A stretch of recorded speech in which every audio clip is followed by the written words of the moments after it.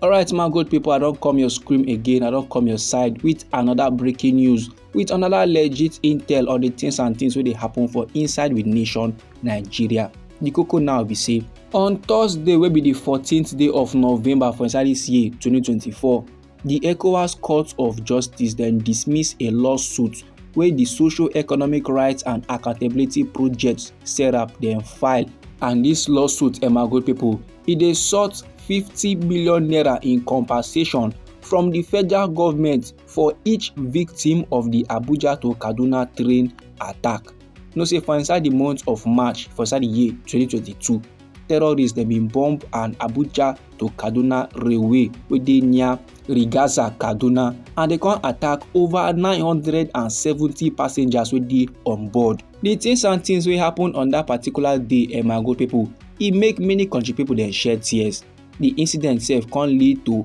fatalities plus injuries and abductions. Then the Socio-Economic Rights and Accountability Project wey be SERAP, they can approach the court to hold the federal government accountable for the incident, and they can dey yarn say that now human rights violations. Then for inside one email wey dem forward give tori people on Thursday wey be the 14th day of November for inside this year 2024, the court can dey yarn say the claims of SERAP was very much inadmissible as they failed to satisfy the victim status requirement wey dey necessary for litigation under Article 10(d) of the protocol. According to how they write am for inside the email, they say the ECOWAS Court of Justice has on 13th of November 2024 ruled on the case wey dey brought by the Socio-Economic Rights and Accountability Project wey be SERAP against the Federal Republic of Nigeria. The case, which sought to hold Nigeria accountable for alleged human rights violations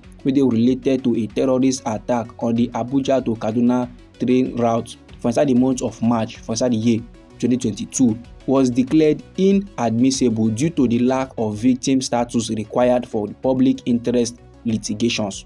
And the Socio-Economic Rights and Accountability Project then filed the case following the terrorist attack on the 28th day of March for inside the year 2022, where armed jaguda men come bomb one train wey dey carry over 970 passengers along the Abuja to Kaduna rail line near Rigaza, Kaduna State. And the attack e can lead to numerous fatalities, e can lead to injuries and abduction, with more than 150 individuals still unaccounted for. The Socio-Economic Rights and Accountability Project wey be SERAP, they argue say Nigerians' alleged lack of inadequate preventive measures na dey violate the rights of passengers to life, to security and dignity, and they can request compensation of 50 million naira for each of the passenger and the victims their family. So in the judgment delivered by Justice Dupe Atoki wey be the judge rapporteur, the court now don recognize their jurisdiction to hear the case, and this na sake of say e involve a potential human rights violation within a member state in accordance with Article 9(4) of the ECOWAS Supplementary Protocol. But however, the court dey find the claim inadmissible on grounds that dem fail to meet the victim status requirement wey dey essential for litigation under Article 10(d) of that same protocol. So in their findings, the court don dey yarn say the Socio-Economic Rights and Accountability Project wey be SERAP, their claim to be acting in public interest, talking about the previous incidents of terrorism for inside the region, including attacks on educational institutions and transportation services. But however, the court determined say the case did not meet the criteria for a public interest action, or even actio popularis wey dey require say the alleged violations gas affect a large indeterminate segment of the public or the general public itself. So the court now dey rule say the victims of the March 28th attack were unidentifiable individuals rather than an indeterminate public group, making the claim unsuitable as a public interest litigations.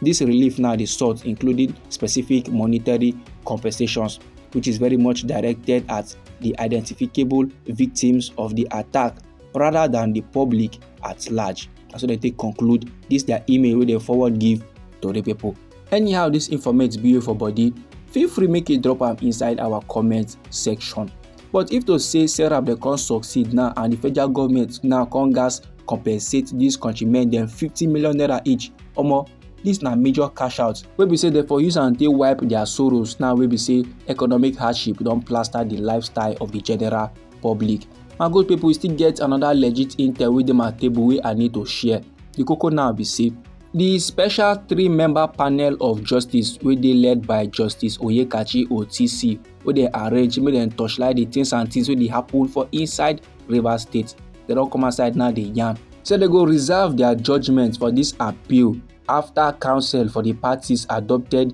their briefs and final processes for and against the appeals. Dis one now dey mean say the kwata e don prolong, and dis dey happen sake of say for inside one appeals wey dey concern the Rivers State local government election, Justice Lifu for inside one of im judgement, im restrain the Independent National Electoral Commission wey be INEC from releasing the voters register to the Rivers State Independent Electoral Commission for the conduct of the state local government polls wey dey don already run, wey don dey concluded. Then in another suit wey dey presided over by still Justice Lifu, and this suit was filed by some members of the People's Democratic Party Rivers State chapter wey dey loyal to Oga Nyesom Wike, and Justice Lifu ruled in an application barring the national leadership of the People's Democratic Party from dissolving the newly elected executives of the party for inside Rivers State.